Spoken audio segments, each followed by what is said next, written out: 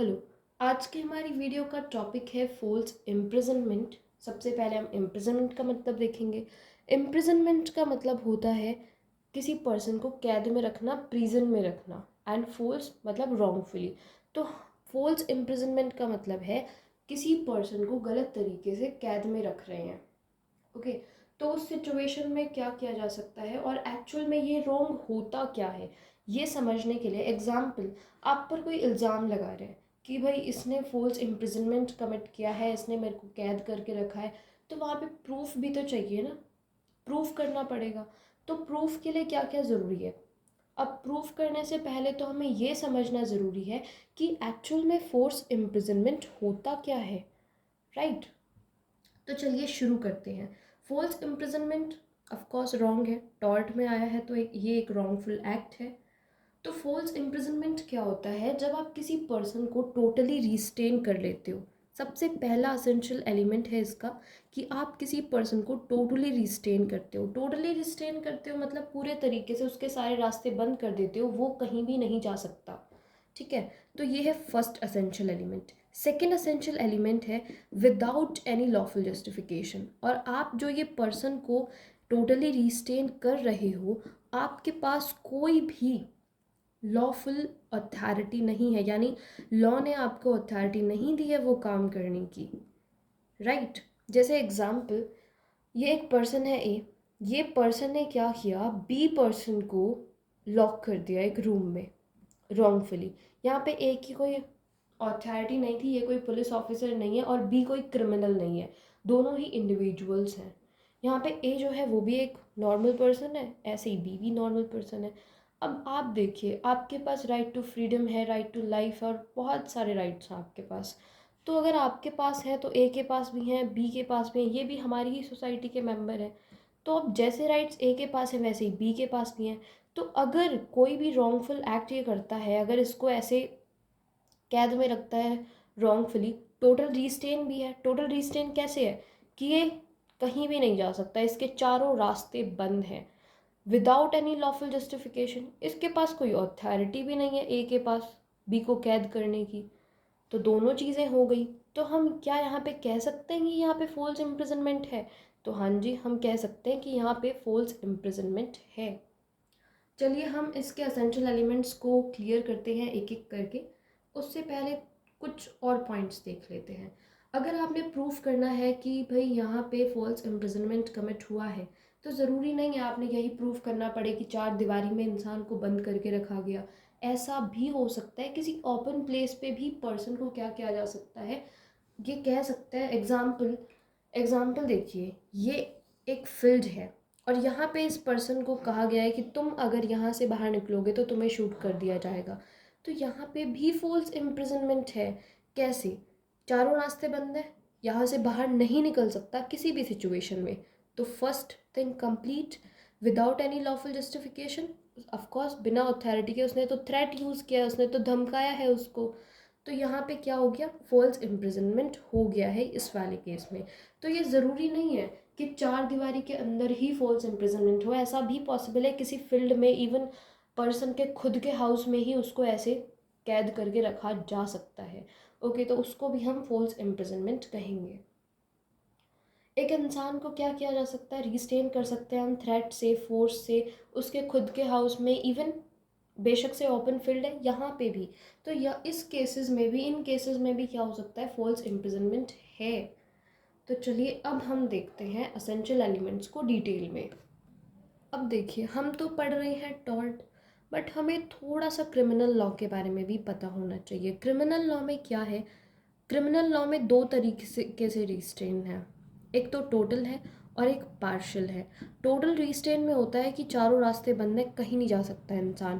Partial में ये होता है कि कोई भी एक डायरेक्शन बंद है, जैसे एग्जांपल, आप यहाँ से नहीं जा सकते, बाकी तीन रास्ते आपके लिए खुले हैं, आप वहाँ से जा सकते हो। ठीक है, तो पार्शियल ये होता है।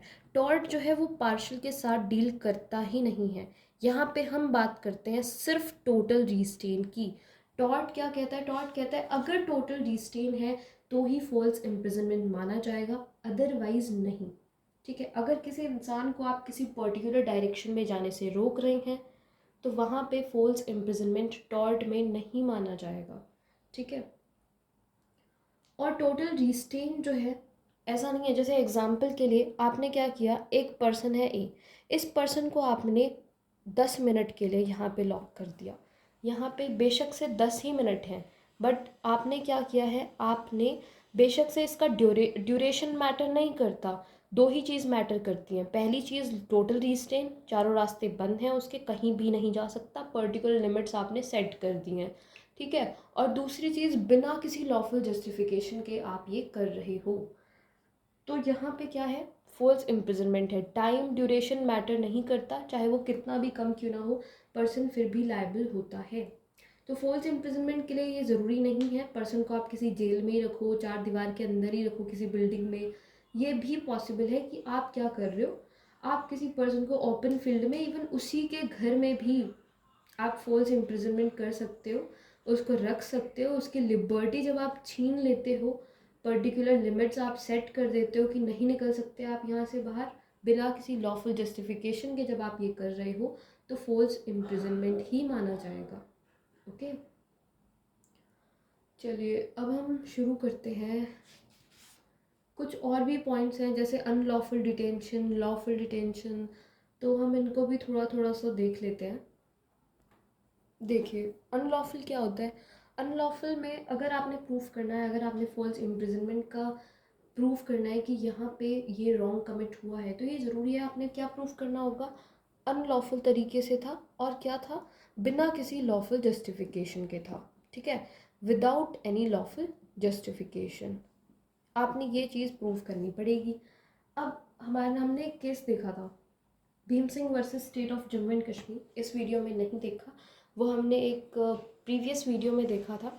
But Bhim Singh versus state of Jammu and Kashmir के केस में ये हुआ था कि जो भीम सिंह को अरेस्ट किया गया था, डिटेन किया गया था, वो अनजस्टिफाइड था, लॉफुली नहीं था। वो एक एमएलए थे जम्मू एंड कश्मीर के, एंड वो असेंबली अटेंड करने जा रहे थे, पुलिस ने उनको रास्ते में अरेस्ट कर लिया। अब यहाँ पे उन्हें क्या किया गया, उन्हें 50,000 रुपये एज एन एग्जाम्पलरी डैमेजेस दिए गए। वो किस लिए दिए गए, क्योंकि पुलिस का रॉन्ग था, पुलिस ने फॉल्स इम्प्रिजनमेंट कमिट किया था। ओके, तो क्या होना चाहिए फॉल्स इम्प्रिजनमेंट के लिए, अनलॉफुल डिटेंशन होना चाहिए बिना किसी लॉफुल जस्टिफिकेशन के। बट अगर डिटेंशन लॉफुल है तो फॉल्स इम्प्रिजनमेंट नहीं माना जाएगा, ठीक है। अगर एग्जाम्पल के लिए ये पर्सन है ए, इसने थेफ्ट कमिट किया है, चोरी कमिट की है, और बी ने क्या किया, बी जो एक पुलिस ऑफिसर है, बी एक पुलिस ऑफिसर है, इसने इसको अरेस्ट कर लिया और इसने जेल में बंद कर दिया, तो ये लॉफुल डिटेंशन है, राइट। तो यहाँ पे हम इसको लायबल नहीं बना सकते, हम बी को नहीं लायबल बना सकते फॉल्स इम्प्रिजनमेंट के लिए। तो जहाँ पे कोई जस्टिफिकेशन है पर्सन को डिटेन करके रखने की, उसको कैद करके रखने की, तो वहाँ पे फॉल्स इम्प्रिजनमेंट नहीं है। ओके, आई होप आपको समझ आया होगा। अब हम रेमेडीज़ की तरफ बढ़ते हैं कि अगर किसी पर्सन को फॉल्स इम्प्रिजनमेंट में रखा जाए तो उसके लिए क्या क्या रेमेडीज़ हो सकती हैं, क्या क्या उपाय हो सकते हैं, हम क्या कर सकते हैं। तो चलिए हम रेमेडीज़ की तरफ बढ़ते हैं। हमारी फर्स्ट रेमेडी है एक्शन फॉर डैमेजेस। नॉर्मल है, कोई भी टॉर्ट कमिट होता है तो प्लेंटिफ क्या कर सकता है, प्लेंटिफ डैमेजेस क्लेम कर सकता है। तो क्या कर सकते हैं, एक्शन फॉर डैमेजेस में जब प्लेंटिफ को रॉन्गफुली डिटेन करके रखा गया तो वो डैमेजेस क्लेम कर सकता है, बाद में उसको कंपनसेशन के लिए वो क्लेम कर सकता है कि मेरी लिबर्टी को इंजरी हुई, मेरा डिस्ग्रेस हुआ, ह्यूमिलाइजेशन, जो भी सारी चीज़ें वो क्लेम कर सकता है। यानी पहली चीज़ है डैमेजेस, वो डैमेजेस ले सकता है। दूसरी चीज़ है सेल्फ हेल्प। अब ये तो थी कि भाई आप उस डिटेंशन से बाहर निकल के आ गए हो और अब आप डैमेजेस क्लेम कर रहे हो, ठीक है। अब ये सेल्फ हेल्प में क्या होता है, सेल्फ हेल्प में ये है कि अभी आप क्या हो, अभी आप स्टिल अंडर डिटेंशन हो, मतलब अभी भी आप क्या हो, डिटेंशन में ही हो, अभी भी आप कैद में ही हो, ठीक है। तो इसमें क्या होगा, इस रेमेडी में क्या होगा, पर्सन के पास खुद के पास ये अथॉरिटी है। देखो नॉर्मल चीज़ है, अगर आप इंस्टाग्राम पे एक पोस्ट आई थी कि एक 16 साल की लड़की ने 2 लोगों को मार दिया, पता नहीं सच थी झूठ थी, बट लगाइए कि अगर ये सच है, तो एक 16 साल की लड़की ने 2 लोगों को मार दिया क्योंकि वो उस पर रेप अटेम्प्ट करने जा रहे थे।